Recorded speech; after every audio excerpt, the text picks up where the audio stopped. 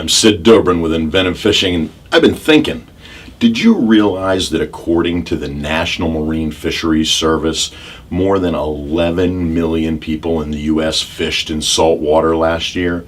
11 million people. That's an impressive number. Just think about that.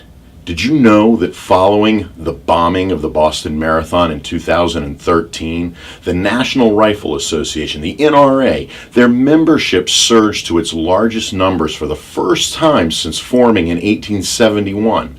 It surged to a whopping 5 million.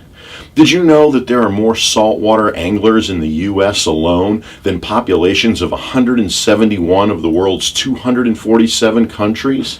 If the saltwater nation was an actual nation, we'd be the 76th largest country in the world. 11 million. You think that's something? Did you know that saltwater anglers spend over $27 billion a year on fishing-related goods and services? That's an incredible amount. Think about this. The National Football League is hoping to reach an annual revenue of $25 billion by 2027. They make about $10 billion now. $27 billion a year is more than the entire U.S. book and journal publishing industry makes in a year, more than the gym and fitness center industry, more than the yoga industry, more than clean energy industries. U.S. DVD sales only take in $23 billion a year, music sales $10.4 billion, movie sales $9.5 billion per year. In total, saltwater anglers contributed more than $70 billion in total economic output a year. And saltwater anglers supported more than 450,000 jobs through the industries that orbit saltwater angling. Equally as important is the fact that through federal excise taxes applied to things like boat fuel, licensing purchases, equipment costs, as well as direct donations to conservation efforts, anglers contribute close to $1.5 billion annually toward conservation efforts and habitat restoration projects in the U.S. So basically, the saltwater sport fishing industry is comparatively one of the largest industries in the U.S., but that economic power, that population size, and that conservation effort has not translated into a cohesive effort, agenda, or ethic. And that's huge to think about. If we could get our act together, we could be a massively powerful voting force and lobby.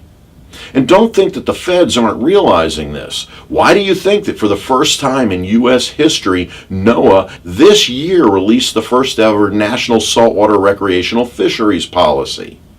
Because in February of last year, when the Commission on Saltwater Recreational Fisheries Management, headed up by Johnny Morris, founder and CEO of Bass Pro Shops, and Scott Deal, president and co-founder of Maverick Boats, released their landmark document, A Vision for the Managing of America's Saltwater Recreational Fisheries, NOAA and NMFS had to acknowledge not just that the population of saltwater anglers had grown to such an immense size that it only made sense to finally create a national policy, but that the industry itself had become such an economic force that it now rivals the commercial fishing industry, which had previously held fisheries management's ears because of their economic impact.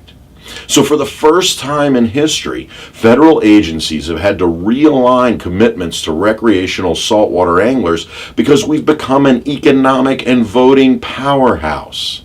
So I've been thinking about this. It seems like an amazing opportunity for both the saltwater anglers in the U.S. and the sport fishing industry to really galvanize as a community and a national voice in ways we never have.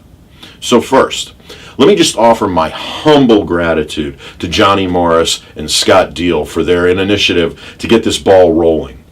The Morris Deal Commission is a historic moment, and I, for one, am grateful. And yes, Mr. Morris, I'm also grateful that you're working with my good friend Svein Dirkelbotten to put a Bass Pro here in Gainesville. We can't wait for that October 2016 opening day. Second, We also need to start to realize that the numerous conservation organizations, fishing clubs, tournaments, and individual anglers in this country are working toward very similar goals. But we're going to continue to slow our own progress unless we take up the underwritten message of the Morris Deal Commission, which is one of unity and community.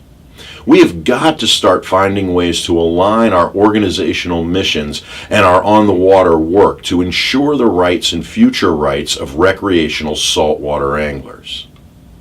In fragments, we can get a lot done, certainly, but together, and I mean 11 million together, we can be a force that defends not just the culture and industry of saltwater sport fishing, but the oceans and fisheries that sustain our common fishing interest, and in fact, that sustain this whole freaking planet. So this is my call to action, my challenge to the 11 million salty souls out there. Start paying attention.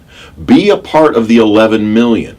Vote as a recreational saltwater angler. Speak as a recreational saltwater angler. Get angry as a recreational saltwater angler. We need bumper stickers.